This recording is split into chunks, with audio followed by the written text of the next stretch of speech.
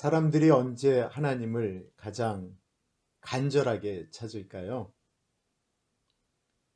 우리가 일반적으로 늘 하나님을 찾으면 좋겠지만 일상적으로는 그렇지 않습니다. 우리가 하나님을 가장 간절하게 찾을 때는 사실 우리가 너무나도 어렵고 우리 힘으로는 안 될 때입니다. 창세기 35장은 야곱이 가장 하나님을 간절하게 찾을 때 나타나시는 하나님의 모습을 우리에게 보여주고 있습니다. 야곱이 큰 어려움을 겪게 되었습니다. 그것은 딸 디나가 성폭행 당하고 그가 살던 세겜 땅에서 야곱의 아들 시므온과 레위가 동생을 성폭행한 세겜 가족들을 다 몰살시키고 그들의 재산을 약탈한 것입니다. 그러면 그 세겜 지역에 세겜 가족만 살았을까요? 아닙니다. 우수하게 다른 사람들이 살았습니다. 야곱은 거기에 사는 이방인에 불과합니다. 이제 그곳에서 살던 사람들이 야곱을 가만두지 않겠다라고 달려듭니다. 그렇게 두려워하고 떨고 있을 때 하나님께서 야곱을 다시 찾아오십니다. 하나님은요, 우리의 어려움을 외면하시는 분이 아니십니다. 1절을 보겠습니다. 하나님이 야곱에게 이르시되 일어나 베델로 올라가서 거기 거주하며 내가 내 형 에서의 낯을 피하여 도망하던 때에 내게 나타났던 하나님께 거기서 제단을 쌓으라 하시니라. 수십 년 전 형 에서를 속이고 축복을 받은 야곱이 도망가면서 들녘에서 잠을 자다가 하나님을 만난 곳입니다. 그곳에서 돌단을 쌓고 하나님께 제사를 드렸죠. 그러면서 그곳을 하나님의 집이라고 하고 베델이라고 했습니다. 삼촌의 집에 있다가 삼촌이 자신을 미워하는 줄 알고 돌아가겠다라고 생각할 때 하나님께서 나타나셔서 베델로 돌아가라고 하셨었습니다. 그리고 야곱이 그의 아내 레아와 라헬을 불러다가 우리가 가나안으로 돌아가야 되겠습니다 라고 이야기하면서 설명하였던 것이 베델에서 만난 하나님이었습니다. 우리는 늘 하나님을 만났던 그때를 생각해 보는 것이 좋습니다. 야곱은 드디어 베델의 하나님을 기억하기 시작합니다. 베델로 올라가기 전에 야곱이 꼭 해야 될 것이 있었습니다. 그것이 무엇이었을까요? 그것은 야곱 집안에 있는 우상을 다 없애는 것입니다. 뭐라고요? 야곱의 집에 우상이 있었다고요? 그랬습니다. 우상, 그 세겜의 문화, 그리고 그들의 어떠한 것들을 나타내는 장신구, 이 모든 것들이 짧은 순간에 야곱의 집에 있게 되었습니다. 딸 디나의 행동이나 시몬이나 레위의 모습들을 보면 그들에게 신앙적인 모습을 발견할 수가 없습니다. 이들은 많은 우상을 집에다 두기 시작했고요.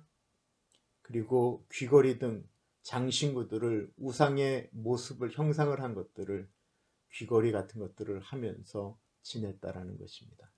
야곱이 온 가족에게 명령을 합니다. 그 모든 것들을 다 나에게로 가지고 오라.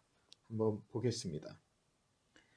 야곱이 이에 자기 집안 사람과 자기와 함께한 모든 자에게 이르되 너희 중에 있는 이방 신상들을 버리고 자신을 정결하게 하고 너희들의 의복을 바꾸어 입으라. 우리가 일어나 베델로 올라가자.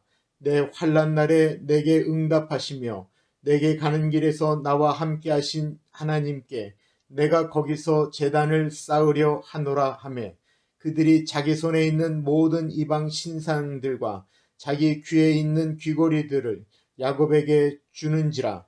야곱이 그것들을 세겜 근처 상수리 나무 아래에 묻고. 이방 신상들은 되게 비싼 것들이었습니다. 그들의 귀고리는 금으로 만든 것들이었습니다. 재산 가치로 따지면 어마어마한 것들입니다. 팔아도 돈이 되는 것들이었습니다. 그런데 그것을 야곱이 세겜을 떠나면서 가지고 간 것이 아닙니다. 금을 녹여서 다른 것을 만든 것이 아닙니다. 그것들을 다 세겜 상수리 나무 아래에다 묻었다라고 이야기하고 있습니다. 신앙은 결단입니다. 머뭇거리는 사람은 신앙의 진보가 있을 수 없습니다.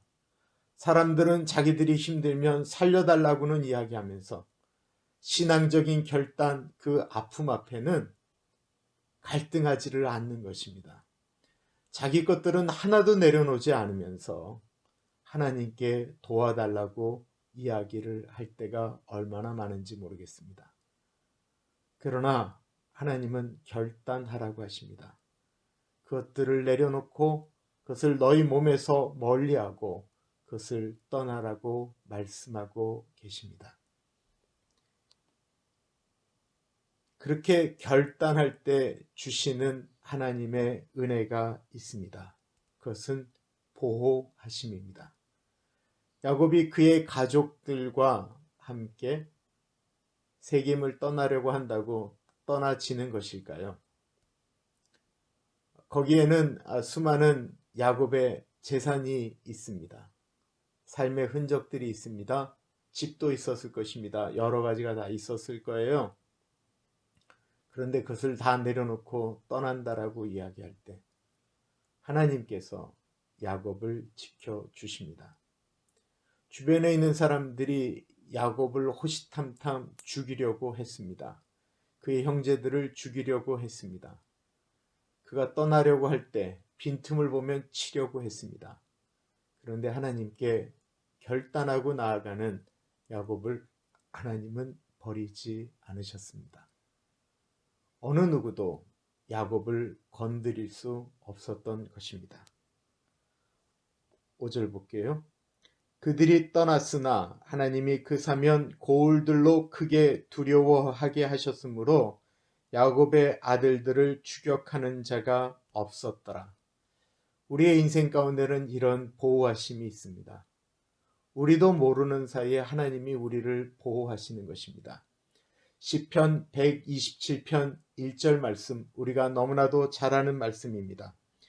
여호와께서 집을 세우지 아니하시면 세우는 자의 수고가 헛되며 여호와께서 성을 지키지 아니하시면 파수꾼의 깨어 있음이 헛되도다. 강화도에서 철야를 하고 제가 충주까지 차를 타고 또 내려가서 거기서 집회를 인도해야 되는 때가 있었습니다. 거의 졸다시피 하면서 강화도를 출발하는데 뒤에 어떤 차가 저한테 계속 위협을 하면서 저를 쫓아오는 거예요. 졸다가 너무 정신이 번쩍 나고 무서웠습니다. 그러다가 이 차가 한참을 지나 충주 입구까지 가는데 갑자기 급브레이크를 꽉 잡는 거예요. 그리고는 두 사람이 내려서 저에게 다가와요. 제가 얼마나 무서웠겠어요? 그런데 이 사람이 그러는 거예요. 왜 쌍라이트, 이 하이빔을 켜고 왔느냐라는 거예요. 우린 무시하느냐라는 거예요. 저는 그거 켜진지도 몰랐어요. 그런데 제가 그거 켰기 때문에 중부고속도로 근 3시간을 두려워 떨면서 달려갈 수가 있었습니다. 만약에 그것이 없었으면 저 그때 어떤 일이 일어났는지 모릅니다. 그리고 가서 그거 간증하고 제가 은혜를 청년들과 나누었습니다. 하나님께 결단하고 움직일 때 하나님이 우리를 보호하십니다. 야곱은 베델에 올라가서 다시 그 하나님 아버지께 단을 쌓습니다. 회복이 어디서부터 시작될까요? 하나님께로 돌아가는 것입니다. 하나님께로 돌아가서 하는 가장 중요한 일이 무엇일까요? 단을 쌓는 것, 이것은 예배의 회복입니다. 무너지셨습니까? 예배를 회복하십시오. 하나님과 멀리 있다라고 생각되어집니까? 예배를 다시 회복하십시오. 그것이 우리를 다시 한번 일으키는 가장 능력 있는 하나님이 우리에게 허락하신 가장 좋은 방법입니다. 오늘은 여기까지 하겠습니다. 감사합니다.